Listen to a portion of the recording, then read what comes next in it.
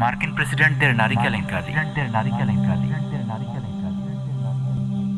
দাজ্জালি media আমেরিকাকে আমাদের সামনে পেশ করে মানব সভ্যতার কাণ্ডারি হিসেবে, নীতি ও নৈতিকতার ধারকবাহক হিসেবে, আর আমেরিকার প্রেসিডেন্টকে দেখানো হয় গোটা বিশ্বের অভিভাবক রূপে।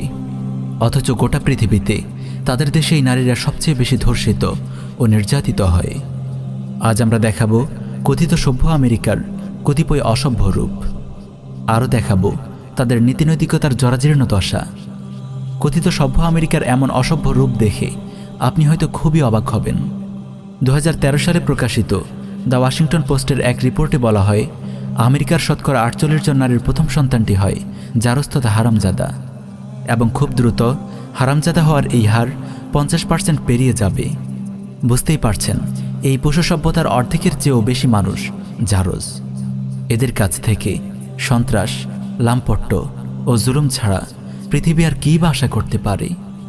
তাই আমরা বলি, মিডিয়া যতই আমেরিকাকে মহান করে দেখানোর চেষ্টা করুক, আমাদের চোখে আমেরিকা জেনেভা বিচারের দেশ, ধর্ষণের দেশ, লামপট্যের দেশ, জুলুমের দেশ, বর্বরতার দেশ, জারজ সন্তানের দেশ। আপনি জেনে আশ্চর্য হবেন যে কেবল সাধারণ জনগণ নয়, তাদের অসাধারণ প্রেসিডেন্টরাও জেনেভা বিচার, ধর্ষণ, পরকীয়া ও লামপট্যে দেশের অন্য দর্জনের চেয়েও কম যায় না। আজ আমরা আমেরিকার কয়েকজন প্রেসিডেন্টের লামপট্যের কিছু নমুনা আপনাদেরকে দেখাবো। George Washington. জর্জ ওয়াশিংটন কথিত সভ্য আমেরিকার প্রথম প্রেসিডেন্ট। এই জর্জ ওয়াশিংটনকে তার পরিবারের জনক পরিচারিকার গর্ভের সন্তানের জনক বলে দাবি করে ওই পরিচারিকার বংশধরেরা। বিষয়টি প্রমাণের জন্য তারা ডিএনএ টেস্টেরও দাবি জানায়। Thomas Jefferson. আমেরিকার তৃতীয় প্রেসিডেন্ট থমাস জেফারসন স্যালি হ্যালিংস নামের একজন পরিচারিকার সাথে বিবাহ বহির্ভূত অবৈধ সম্পর্ক গড়ে সন্তানের জন্ম দেয় সে। 1998 সালে করা একটি ডিএনএ টেস্টের মাধ্যমে এই অবৈধ সম্পর্কের সত্যতা প্রমাণিত হয়। Franklin D Roosevelt. আপন স্ত্রী এলিয়ানার সেক্রেটারি লুসি মার্সারের সাথে দীর্ঘ সময়ের পরকীয়ার সম্পর্ক ছিল প্রেসিডেন্ট রুজভেল্টের। স্ত্রীর অগোচরে দীর্ঘদিন এই সম্পর্ক চালিয়ে যায় লম্পট এই প্রেসিডেন্ট। অবশেষে স্ত্রী এলিয়ানার হাতে ধরা পড়ে তাদের প্রেমপত্র ভর্তি একটি প্যাকেট। John F Kennedy. অনেক মেয়ের সঙ্গে অবৈধ সম্পর্ক ছিল এই লম্পট প্রেসিডেন্টের। হলিউড তারকা মেরিলিন মনরোর সঙ্গে তার সম্পর্কের কথা সর্বজন বিদিত।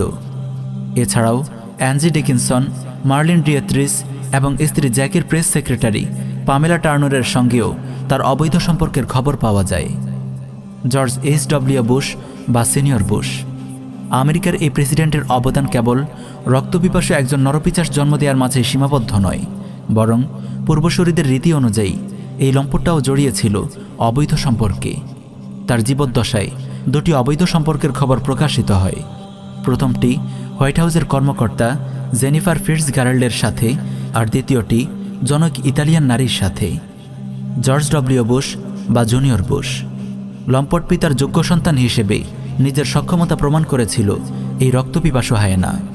পিতার কাছ থেকে পাওয়া লাম্পট্যের শিক্ষা জীবনে বাস্তবায়ন করতে ভুলেনি সে। পিতার মতো ছেলের বিরুদ্ধেও দুটি নারী কেলেঙ্কারির অভিযোগ পাওয়া যায়। দুজনের একজন হল মার্গেই ডেনিস শোয়েডাঙ্গার। সে বুশের বিরুদ্ধে ধর্ষণ মামলাও করেছিল, অবশ্য অজ্ঞাত কারণে সে পরে আত্মহত্যা করে। আরেকটি যৌন কেলেঙ্কারির ঘটনা ঘটে ট্যামি ফিলিপস নামক জনক নর্তকীর সাথে। Bill Clinton. আমেরিকার প্রেসিডেন্টদের মধ্যে যৌন কেলেঙ্কারির শীর্ষে আছে বিল ক্লিন্টন। যুক্তরাষ্ট্রের 42তম এই প্রেসিডেন্টের সঙ্গে হোয়াইট হাউসের কর্মচারী মনিকা লিওনস্কির যৌন কেলেঙ্কারির ঘটনা জনসম্মুখে প্রকাশিত হয়। এই ঘটনাকে কেন্দ্র করে ইমপিচমেন্টের মুখোমুখি হতে হয়েছিল এই লম্পট প্রেসিডেন্টকে। এছাড়া Paula Jones, Jennifer Flowers, Kathleen Willey, Elizabeth Ward Gracen এবং জুয়ানিতা ব্রোড্রিকের সঙ্গেও তার অবৈধ যৌন সম্পর্ক ছিল। এমনকি তার স্ত্রী হিলারি ক্লিন্টন যখন প্রেসিডেন্ট প্রার্থী হিসেবে লড়াই করছিল, তখন প্রতিদ্বন্দ্বী প্রার্থী ডোনাল্ড ট্রাম্প হিলারিকে ধরাশয়ী করার জন্য বলেছিল, যে নারী তার স্বামীকে সন্তুষ্ট রাখতে পারে না, সে আমেরিকার জনগণকে কিভাবে সন্তুষ্ট রাখবে। Donald Trump. পূর্বসূরীদের লাম্পট্যের ইতিহাসকে আরও সমৃদ্ধ করতে এগিয়ে আসে যুক্তরাষ্ট্রের 45তম রাষ্ট্রপতি ডোনাল্ড ট্রাম্প। অসংখ্য নারীকে ধর্ষণ ও যৌন হয়রানির অভিযোগ রয়েছে এই লম্পট প্রেসিডেন্টের বিরুদ্ধে। এই লাম্পটের কথা সে গোপনও করত না, খোলাখুলি বলতো। এমনকি নিজের মেয়েকে নিয়েও সে পশুসুলভ মন্তব্য করতে দ্বিধা করেনি। ইভাঙ্কা যদি আমার মেয়ে না হতো, তার সঙ্গে হয়তো আমি প্রেম করতাম। কত বড় নষ্ট ও ভ্রষ্ট হলে কেউ নিজের মেয়েকে নিয়ে এমন নির্লজ্জ মন্তব্য করতে পারে। If Ivanka weren't my daughter, perhaps I'd be dating her. You know. Oh, it's so weird. Joe Biden. কিছুদিন পূর্বে ক্ষমতায় এসেছে আরেক লম্পট প্রেসিডেন্ট জো বাইডেন। সাধুর বেশ ধরা এই শয়তানটির বিরুদ্ধে অন্তত 8টি যৌন নিপীড়নের অভিযোগ এসেছে। নারীদের প্রতি অশালীন ব্যবহার, নারীদের স্পর্শ ও নারীদের স্পর্শকাতর অঙ্গে হাত দেওয়া সহ নানান লাম্পট্য করে বেড়াতো এই লম্পট জো বাইডেন।